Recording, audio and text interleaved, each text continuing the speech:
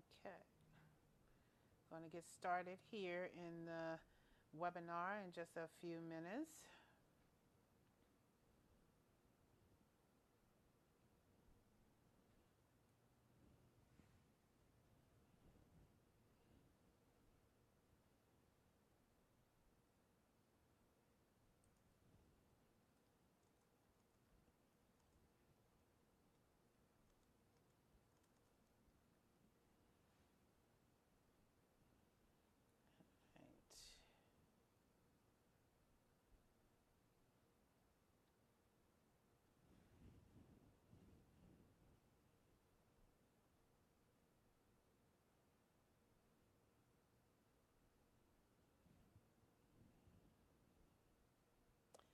Right. All right. We're going to see my pretty face right here. Anyway, so we are on here, BMWOC. How y'all doing out there? I hope everybody is having a really, really good day. Today has been kind of quiet for me, so I am really excited about doing this webinar today. This webinar is basically going to be talking about small business contracts, okay? So if you are in business and you have not been using contracts for your work, this webinar is designed to help you understand the importance of small business contracts and why you should use it, how that is going to protect you from all the headache of worrying about requirements for the work that you are putting out and for services that you are also receiving. And just general information overall as to what and why you need to do it. Okay. You can't hear? Let me see why you can't hear me here. Everybody should be able to hear me. I've tested it. All right. Let me know if you can still hear me or not. You should be able to hear me.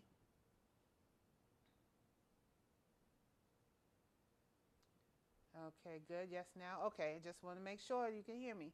Okay, so one of the things we're going to do is that if you have any questions throughout this webinar, please put it in the chat window, and I will be happy to help you with your questions, or if you want to get with me offline, please feel free to do that as well. I'm just really excited to be talking about this today because we have a number of stuff that we're going to be talking about. So we're just going to go ahead and kind of get started with that right now, actually. So the first one we're going to be talking about right now is that we're going to be talking about non-disclosure and confidentiality agreements. Okay, so we're going to be talking about that, and we're going to be making sure that everybody understands. So besides Judith, is anybody else having trouble hearing me at all in this webinar? Because I did a number of tests and it seems to be fine, so I just want to make sure people can hear what I'm saying, okay? Also, there is a delay in doing Facebook Live, so I want to remind everybody that your questions or your comments may come in 10 seconds after I say it. So I will be checking in just to make sure that I see everything. Thank you for the love. Thank you for the love. Thank you for the love. Okay. All right. So let's get right into it. Okay. A non-disclosure agreement and a confidentiality agreement. Okay. In its most basic form, okay, a non-disclosure agreement is a form that you definitely want to have for your small business. It is a legally enforceable contract that is designed to help you keep your trade secrets. And I'm just going to put this in the lamest terms that I can possibly put it, okay? It protects your business from anyone disclosing anything about your trade secret that you don't want. So if you are going to be engaging in something that is going to even if it's just one little tiny thing, and I'll give you a perfect example. If you are engaging in any kind of event and you are sharing your ideas or anything like that, you need a non-disclosure agreement because your ideas is your intellectual property. As a small business, you are giving ideas all the time to people, okay? That is part of your service, that is part of your package, that's part of everything. And so for a non-disclosure agreement, you definitely need to make sure that people who you come in contact with or do business with understand whose intellectual property it is. And so when you talk about non-disclosure and you talk about confidentiality, they can be used interchangeably. You can actually have a confidentiality agreement, which is separate from a non-disclosure. And I'm going to tell you what the difference is, okay? For non-disclosures, you're basically going to be talking about specific things according to that service. So a lot of times small business, what they do is that they would tailor a specific service for in the non-disclosure. So for example, if you're only providing a service or you're giving ideas for a specific service, you can actually put things in that non-disclosure that says that if you work with me, you are not allowed to disclose any of the information that I'm sharing with you, whether it be known, publicly known or not, because we're working together. I'm not giving you permission to share my information. And so if you sign this non-disclosure agreement, you are held liable for any disclosure of my information. Okay, how you doing, D? What's going on? Versus a confidentiality agreement is basically saying that there are certain things about your business that is confidential. Names, addresses, email lists, any kind of service that you provide that contains personal information of an individual or your clients and stuff like that. It is a higher I would say it is a higher and more stringent contract when it comes to confidentiality, okay? So you can actually have a non-disclosure agreement that has elements of confidentiality in it and actually have the two together as one. Now, if you are not familiar about the wording or the legal words for a non-disclosure and a confidentiality, I'm going to say confidential agreement, you really need to get with a lawyer that's really going to help you understand it. I just so happen to have worked for a law firm for about 8-9 years and had to work with a lot of documents, legal documents. So I got to learn the legal mumbo jumbo when I was doing stuff back in 97 when I was working for these law firms, and really getting with the lawyers to understand the jargon of contracts and how you use them. So for small businesses, a non-disclosure is one of those things that you can either go to a prominent or one of those legal law firms that have a lot of background. You can have them draw up one for you. It's really not that much money. It can be just one document that just pretty much says what you're not going to disclose, and some of the elements of that would include the company's name that you're going to be putting on there. So it will be, I wish I had this system set up where I can actually show you the difference of what it looks like. But in essence, the confidentiality agreement is going to be more talking about the confidentiality of different parts of information in your business. From your website all the way to your products, your services, your clients, how you handle information, how you disseminate information, how you gather information. And if you are going to be working with someone else, you definitely need to make sure that they recognize and sign your non-disclosure agreement. Even if you never ever do work with them in the future because they may decide not to, at least they know that as a small business, you're not playing around with your brand. You're not playing around with your business, and you're very serious about the information that you share with others. And it is not a tool to discourage people from working with you. It is really a tool for them to understand that you have certain boundaries when it comes to your business, your brand, your products, and your services, okay? So again, just to recap that non-disclosure agreements, NDAs, protect the sensitive information. When participants promise to not divulge or release information shared by them and other people's involved, that is the reason why you want to do it. In the case of new products and concept development, confidentiality agreements help you as an inventor, especially if you have patent and trademarks, okay? So you want to make sure that if you have any type of product or any kind of service that is unique and has never ever been created before, and you are seeking patent and trademark, you want to make sure that you also have confidentiality in your non-disclosure, or have a separate confidentiality agreement if it is in depth with that, okay? And then the third thing is that if you don't put your information or specific information in your NDA or your confidential agreement, it can leave loopholes, okay? It can leave loopholes in people being able to disclose your information. So you have to be very careful and make sure that you include anything, using legal terms now, anything that can, you want to include anything that can close up that gap, okay? Because you don't want someone says, oh, she said this, but she didn't say that, so I guess I can get around that, okay? Protect your business. Definitely protect your business. And again, if you're not familiar with a non-disclosure or confidential agreement is, please get with your lawyer who you have as your part of your team. You should be having somebody who's a lawyer on your team if you do not have experience on writing contracts or even understanding the difference between the two. So I'm hoping with this overview that I'm able to share some light on the difference between a non-disclosure and a confidential agreement. Okay, so if you have any questions about those two things, please put it in the chat window or get with me, and I will definitely go in depth in terms of how you can use it in your business. Okay, so the next thing we're going to do is we're going to talk about statement of work. This is my favorite right here because this is how you make money. Now, I would say over the last couple of weeks, I've had conversation with folks where they have engaged in an activity with another client or another business or client, and there's a lot of word of mouth going on about what somebody's going to do, what they're going to promise, all this kind of stuff.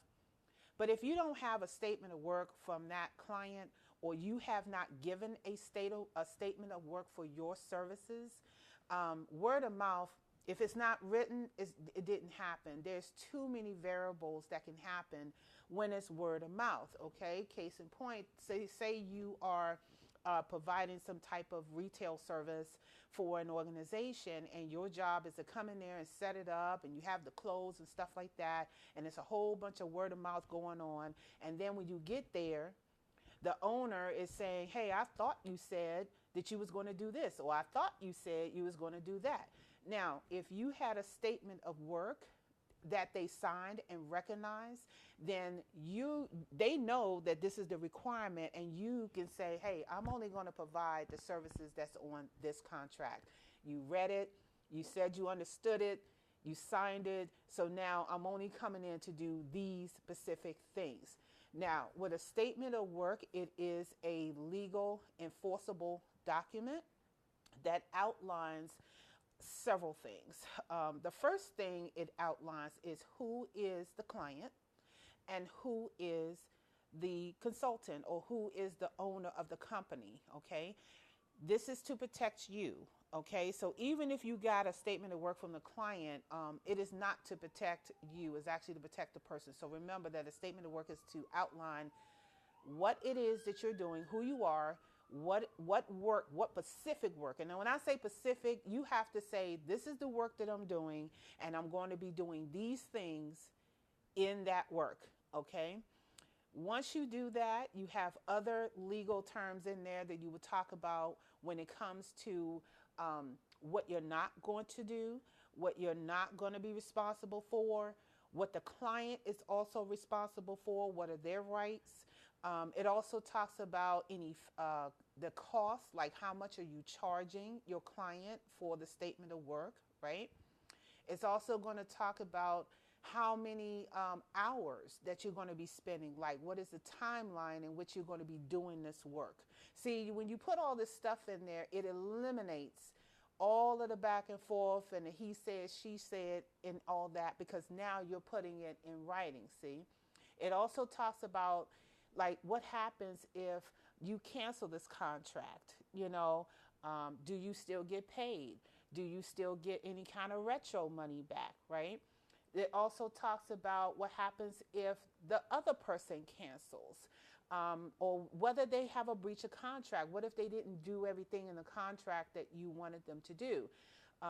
Those are things that you want to have in the statement of work, believe it or not, because you have to be very clear on what it is that you are providing, and they have to be very clear on what it is that they're getting out of it, okay? It really makes them think twice and make sure that they get back to you if they have any questions. Another thing it also covers is, constraints. Um, Constraints can be anything from being able to promote them on your website because you did work for them. Constraints can also be what you're not allowed to do in their organization or yours, things that they are not allowed to do in your organization. It can also include a notation that goes back to your NDA. Or your confidentiality agreement, because you can have sections that can break off that says, hey, me as a company, I am not going to be doing these things because it might interfere with my confidentiality or my privacy policies and stuff like that. So you want to make sure that you cover all of that. It also identifies you, and I can always say that wrong, but anytime that you want to make sure that you are not liable for any damages, any kind of harm, you want to make sure that they can't come back and sue you. You want to make sure they can't come back and blame you for anything that is missing or errors or omissions or typos or any of that stuff that would do harm to your organization. That is the most critical part of this statement of work. Some people do just a general statement of work and they don't include all that stuff. But depending on what type of service you provide, that might be enough. For me, it's not enough. I do so many different things. I have to include all of that in my statement of work. I just have to, because I have been into some near situations where I had companies come back and say, oh, I thought you said, I thought you did. We didn't talk about this. We didn't talk about that. So one of the best practices that I try to do is that when you're sitting down and you're negotiating a service with someone in the way that you're going to get paid, right?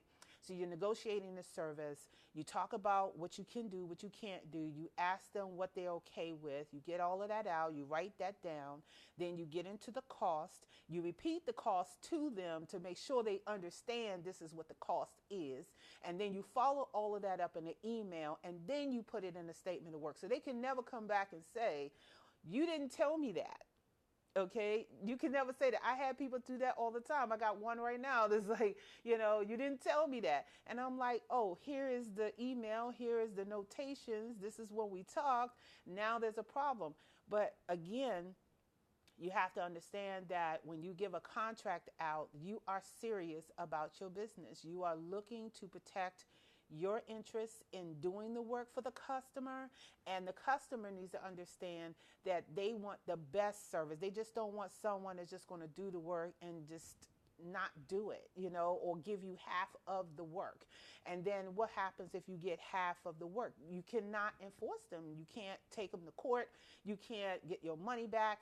You can't get any of that stuff back because you have nothing to stand on. You have nothing in writing saying that they had provided this stuff. So again, when you go to court to try to do that, the burden of proof is on you. So you have to make sure that you're able to do that. Okay, so statement of works are also really good and useful for past performance. So if you are a small business, particularly a minority business, and you are looking to do federal contract work or any of that stuff, you have to prove that you have contracts with clients.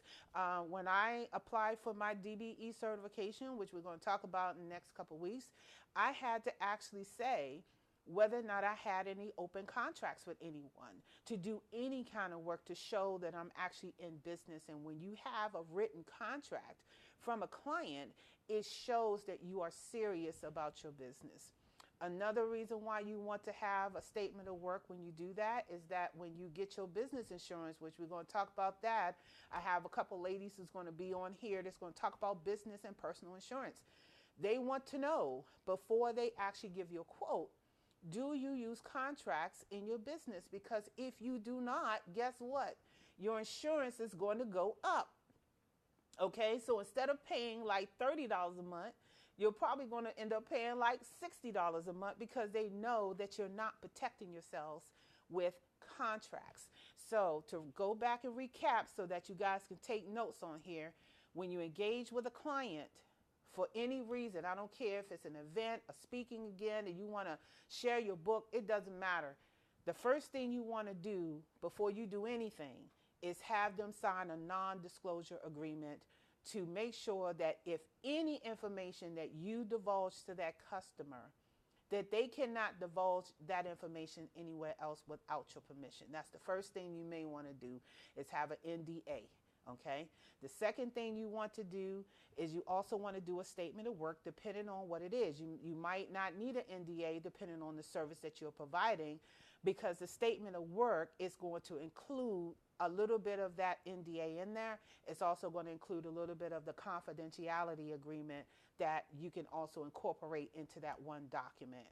And those are the two things that you need to do before you engage with anybody on anything. Let's see. One of the other things too about an NDA is that it also helps with your measurements and your milestones too. So if you are looking to get some type of milestones or to gauge the measurement of your success, sometimes statement of work can actually give you a timeline on how frequent you are getting business, right? So if your business is not coming to you as fast as you would like, you can always go back to your SOWs and say, let me see, I got a contract here this time. It took me 2 months to get another contract. It took me 4 months to get another contract. You can actually look at that and figure out, okay, I need to go back and re-strategize my product line because I'm not getting the contracts like I'm supposed to be getting the contracts. Okay, so if that makes sense, give me a thumbs up, give me a like, let me know you're out there listening. Okay, so those are the two things that you definitely need to have as a small business. It is critical you have that, because if you're not using that, you need to start doing it, because the last thing you need is somebody coming to you and trying to sue you because you didn't complete a project or you didn't fulfill a need, and then they can come back and try to pinpoint and sue you and stuff like that. So all right, thank you so much for the like. Okay, so now we're going to move on to the next one, which I know everybody loves, is collaboration and joint venture partnerships. Okay, so I'm going to get into the collaborations. Collaboration is my most favorite thing to do. I love to collaborate with people on so many different levels. Okay, now, depending on what it is that you are collaborating on, okay, you do not need to do a statement of work or NDA. Okay, so for example, like for some of my events, when I invite someone to come speak at my events, I'm not going to have them sign an NDA or statement of work, because I'm inviting them in to just speak on whatever topic that they want to speak. They're not sharing into my business information. I'm not collaborating with them on any kind of level where I am giving them my ideas or my thoughts, okay? I'm just inviting you in. You speak on what you're going to speak on. I might let you sell your book or whatever, and then you do your job and you're gone. So if the speaker doesn't show up, it is okay, okay?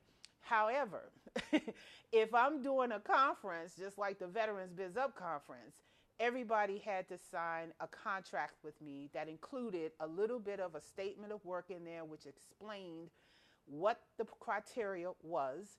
It has a little bit of confidentiality in there and non-disclosure in the contract in the form of a participant or speaker agreement, okay? And I'm going to talk about that a little bit later.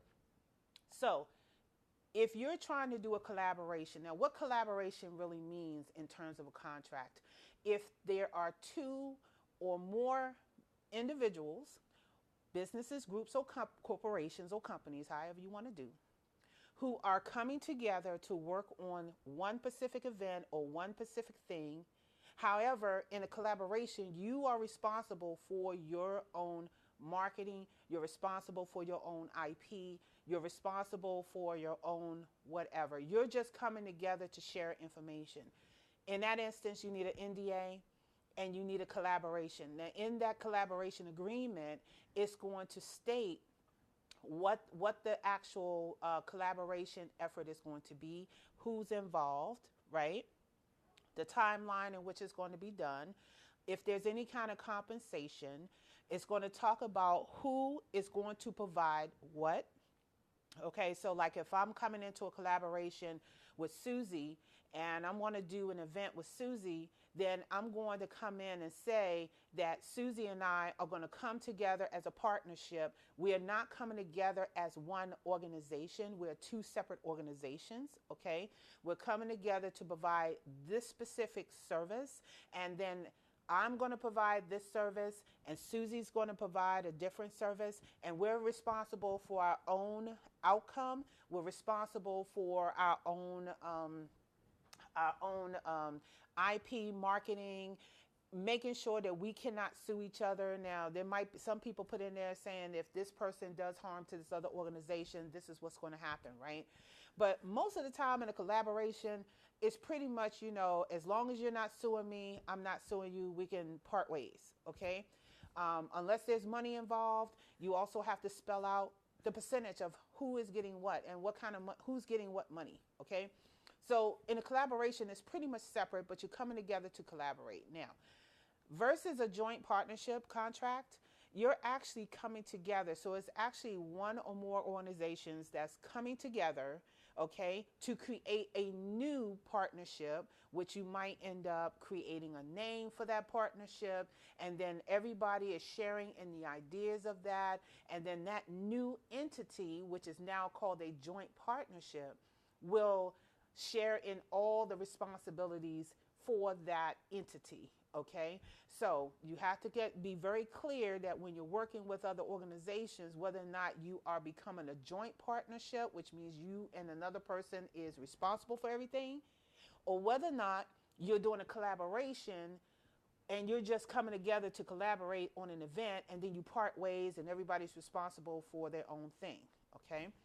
And those two they get mixed up all the time. And if you're going to be doing your DBE certification or any kind of certification for small business, they're going to want to know if you have any collaboration agreements out there. And if you do have any collaboration agreements out there, they're also going to want to know, now, is this company a parent of your company because you're joint? They will ask you questions. And if you don't know the difference and you say yes, they're going to ask you, okay, well, what's the name of the other organization? How much control do they have over your organization because you are a joint partnership? What other responsibilities are you entitled to or obligated to because you're involved with another organization that you guys are doing joint on? And it gets complicated, okay? So you want to make sure that if you do a collaboration with someone, you have to be very clear on what you're going to do, what you're going to provide, and what they're going to provide, and where the line draws. And then that gets manifested into a contract that the two of you will look at, revise, agree, and then there's a term then there's a term on it. So there's a timeline on it. And then once that agreement ends, then everybody just walks off and stuff like that. So again, let me know if you have any questions or if you wanted to chat with me after that, we can do that too. So that's collaboration and joint partnership. Okay, and let me see if there's any other notes that I have here. It also covers any kind of subcontractors too, or any sub-licensing rights. That's another thing about joint partnerships. When you get into a joint partnerships as opposed to collaboration, you have to be very clear on whose intellectual property it becomes. In a collaboration, you have to have a clause in there that really speaks to whose IP belongs to who. So let's go back to me and the Susie example, right? So me and Susie are coming together to do a collaboration, right? And after we get together, any ideas that I put towards the program or the retail or whatever it is we're going to do, in the clause, it will say that anything that I create belongs to me. And anything that Susie creates belongs to her. If you don't say that, you can easily still end up in court where Susie is saying, well, I created that and Ann did not. Okay? You have to keep your books in line. You have to keep good documentation. You just have to do those things. And we're going to talk about a little bit of best practices after this. Now, for a joint partnership, however, when you create that new entity's IP becomes that owner, okay? And so anything that new entity does, that's the IP that it belongs to when you do a joint partnership, unless you do some other wording in that contract that specifically points out what is not included. Okay, so you want to make sure that you add that as well. Um, let's see here. Now let's get into best practices. All contracts are not created equal. Okay. Now, going back to best practices, one of the things you definitely want to do starting off is that you want to document everything. You want to keep documentations. You want to make sure that you have some place to store your contracts should you have to ever go back to them. One of the other things I love about the contracts is that it is written, but sometimes it's difficult to work with those who are on social media because they may not have printers. So what I have done in the past is that I have given out a PDF and I have secured the PDF so there can be no word changes on the PDF at all, and they will have to print it out, sign it, and send it back. Some people don't have printers. Some people don't have, Adobe on their computer. So what I've opted to do too was to use Docusign. Now, when you use Docusign, Docusign would allow you to do a secure sign of the contract without having to print something out. You can pretty much do it online. I didn't do it last year, but I did do it this year, and I found it very helpful. However, I don't do contracts all the time, but I do it enough that I don't need to have Docusign right now. So if you ever want to try Docusign, you can get it for 30 days and you can do as many contracts as you want. It's perfect if, like for me, it was perfect because I had a certain number of people that I had to get them out to. And then after that, everything kind of cooled down for me for right now, right? But if you want to pay I think it's like $19 a month or something like that for Docusign, because you're doing a lot of services and you want to start using contracts, Docusign is something that you definitely would like to, that you really should use. And that way, you're good to go. Now, another thing that you do not want to do when it comes to contracts is that you do not want to accept any kind of photograph of a contract, because here's the thing. Contracts are just that. It is a legal binding document that people need to sign. Docusign has been one of the trusted people for you to digitally sign your form, because it's actually taking certain elements of your certificate and it's encrypted, and that's why it is. But when someone signs it and then take a picture of it and then tries to send it to you, you need to say, hey, listen, I can't accept your contract because it's a legal document. I need you to either use Docusign, or I need you to either print it out and scan it to me and send it to me so that I can print it out and your signature is right there. Doing a photograph is hard to see. It's hard to prove. I don't think you really can go into court with that, being though you're going to show the judge that you have a contract on your phone. He can't really evaluate it, because when you have to go to court to take someone to court, some of those documents you're going to have to print out. And can you imagine if you have to do it on your phone and then you have to forward it and try to print it and see it? It's going to be a lot of work. So you definitely do not want to do that. Also, all contracts are not created equal when you are using certain templates from the internet. Again, if you are not familiar with the different types of contracts I just talked about, you need to do your research on that. Talk to a lawyer or someone who you know that can help you with the contracts, to help you get it formalized so that you can understand the different parts of a contract, why it says what it says, why it's important to have certain languages in there.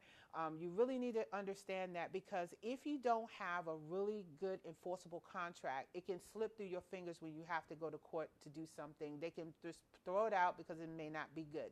So you want to make sure that you have the right format and the right thing for your business. Also, all businesses, sometimes, even doing a contract, you're going to find that after a while, there's always going to be somebody who's going to question what's on your contract, even though you may have sat with them and talked to them about your business products and services, and they may seem excited. But then when you give them that contract and they realize that there's an obligation attached to it, you're going to get people that's just going to question every little thing about your contract. So don't take it personally. It is okay. you want people to look at your contract. You want them to understand what they're signing, okay? Because that makes you more reputable as a business owner. It makes you more transparent and honest when you are allowing the person to really think about what it is that they're about to get themselves into. And it also gives you time to think about, do you really want to get into this service, okay? Especially if they're asking a lot of questions about price, or they're asking a lot of questions about certain stipulations. If that's the case, that's a red flag to you to say, hey, listen, maybe this is not the right customer for me. Maybe there's a reason why this person hasn't hurried up and signed my thing, right? But it's okay, because you have to understand that customers will buy when they are most comfortable, okay? So if they are comfortable in your service and they kind of believe in your value or what it is, they'll come back to you and say, hey, listen, I thought about it. Yeah, I'm going to go ahead and sign this thing because I can see the benefit of what I'm going to get and what you're going to get. So I'm going to go ahead and sign it. And then you're going to have some that just never going to come back after they see your contract, okay? I had one today, or was it yesterday, from an organization. This is another thing I want to also talk about. Nothing really terrible about it, but it is something worth mentioning. I had one where I'm all excited. I want to do this thing. I'm also got some other criteria and constraints with it, but I'm still trying to see if I can make this work. And then I get the contract, and then there's questionable lines in there, or questionable things. Don't be afraid to ask the question in a contract that you're about to sign that doesn't make sense to you. Also, if you cannot verify the organization in which you're about to sign a contract with, or maybe, and this is like if you are signing a contract now, okay?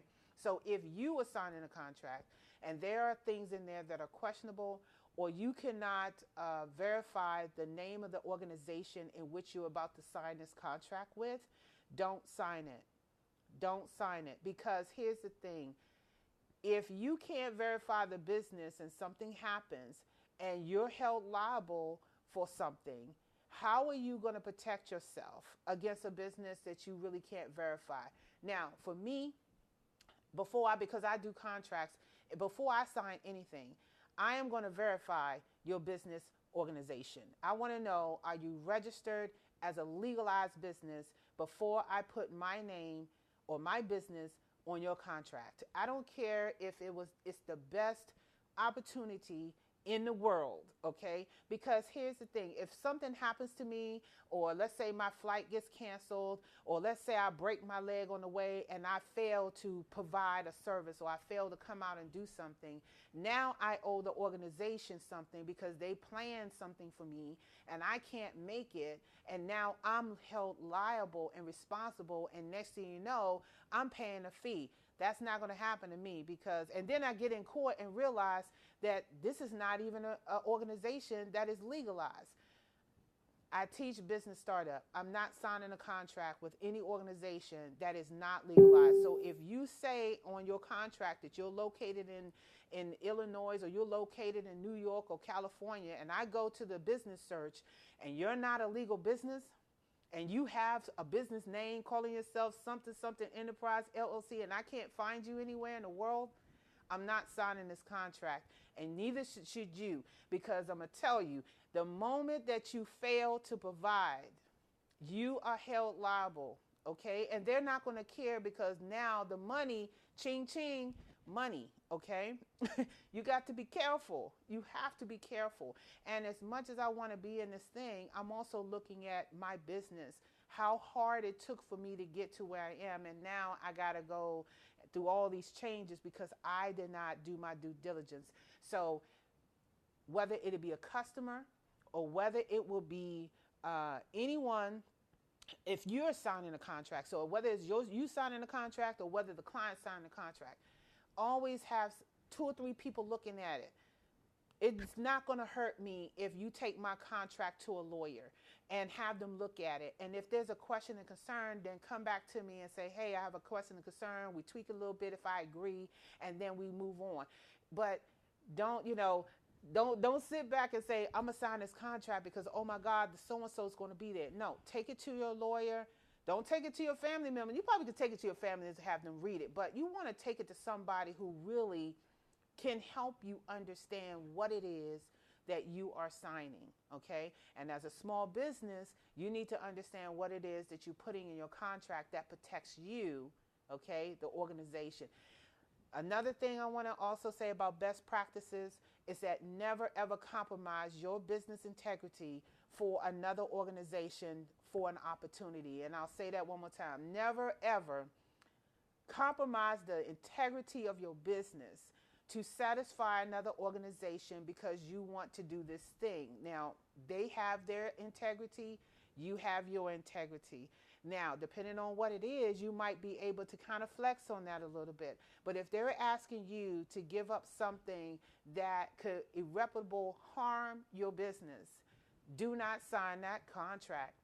Don't sign the NDA. Don't do anything, because you do not want to be held liable, or your business don't want to be held liable for something that you can't produce, or they're asking some unreasonable. Like I had one contract ask for something very unreasonable of my organization, and what they kind of tagged in there is they'll say, well, I want Austin Tech to provide these documents, and they didn't specify what kind of documents. I'm like, you need to tell me what kind of documents you're talking about, because I'm not just going to just give you whatever you think is appropriate, or give you whatever you think that's agreeable to you.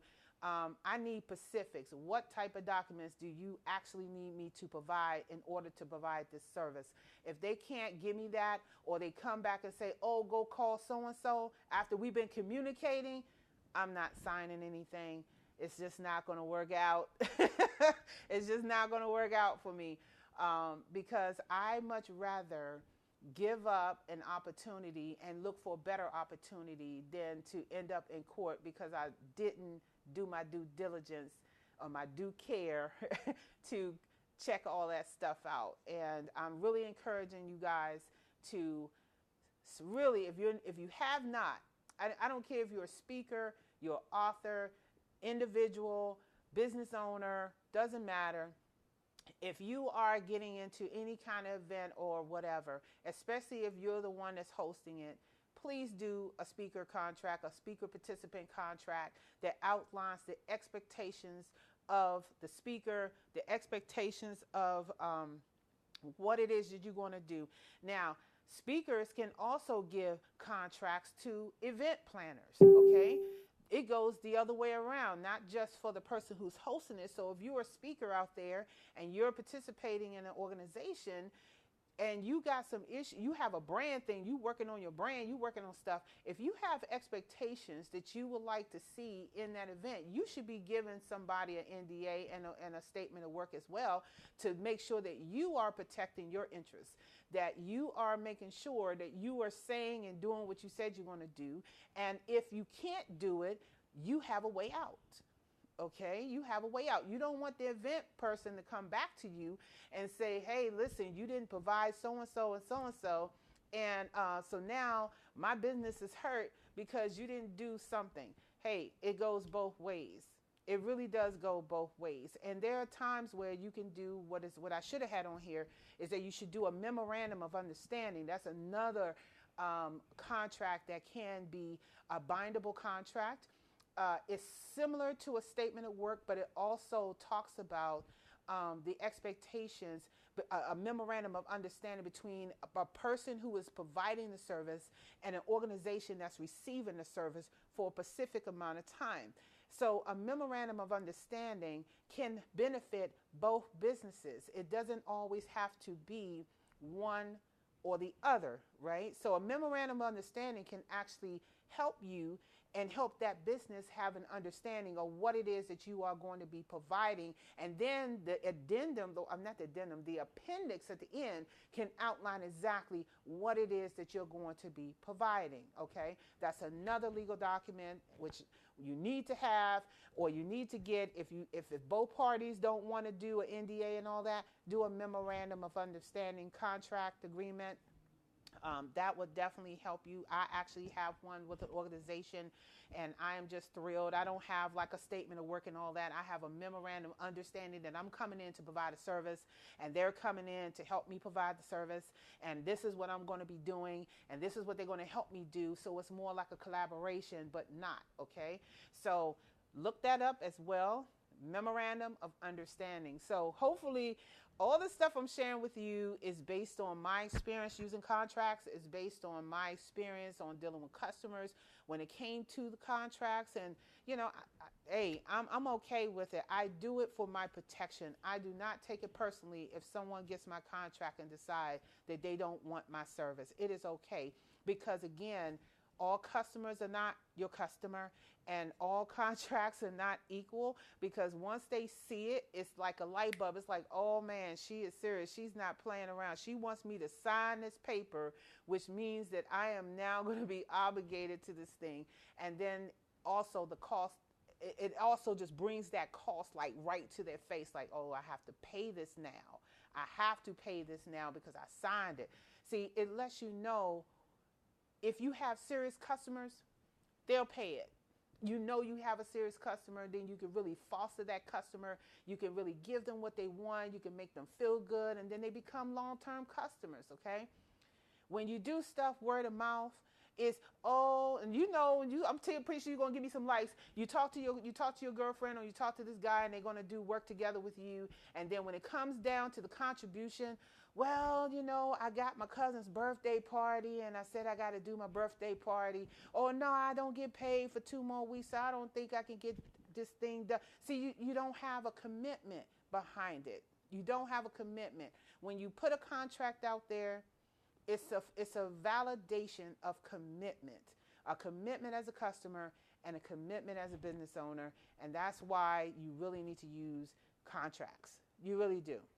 Because now when you do have customers and you perform the way you're supposed to perform, you're building trust with your customer, you're letting them know that you are doing what it is that you say you're going to do, so that they can help do word of mouth to get you more customers, right?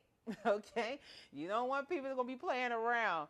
So I am open for any questions that you guys have on here, and this is a really good overview of different contracts.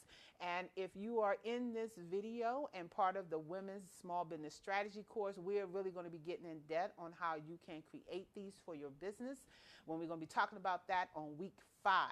So if you have missed the sign up of the Women's Small Business Strategy course, I am going to be doing this again after these weeks are up, and I will put that announcement out if you're interested in that. We will be talking about that. But hopefully what I share with you tonight, which is the statement of work, the collaboration and joint venture, the memorandum of understanding, the non-disclosure, and confidentiality, I got the word right. Please do your research on these contracts. You definitely need it. And thank you guys so much for the love. I'm getting so much love. I'm just so lovable. Thank you. I really appreciate everybody joining. And again, if you have questions, because right now I don't see any other questions in here, but if you do, please put it in the chat window. It'll be good for everybody to see your question, and I will answer it. Definitely will have this on YouTube so you can watch the playback if you missed any of the beginning parts of this webinar. And in the next couple of weeks, we're going to have Latoya Simmons, and we're going to have Thella Thatch, who's going to be on here talking about personal and business insurance. And we're going to tie this back to contracts and why it's important for you to have the 3 of them. I know for me, because of how small I was, I did not have business insurance. I'm having business insurance because I do not want to get sued. Okay, I don't want to get sued. I don't want to owe. I just want to pay my taxes and do my business. So we're going to talk about that, and hopefully you guys will join us in that webinar. And again, I'll be hanging around here to see if you guys have any questions. And for my students who are in my class, I will definitely see you on Tuesday. Okay? Don't play around. I might bring pizza. I don't know. We're going to eat. We're going to eat and learn. That's what we're going to do. Okay? So, okay, who is sending more love than me? Let's fix that. I love the love. Thank you for the love. Thank you for the likes, and thank you for the love. I really appreciate everything tonight. So hopefully you guys love this webinar, and I will be back again in about a couple weeks. Okay? Talk to you later. Bye.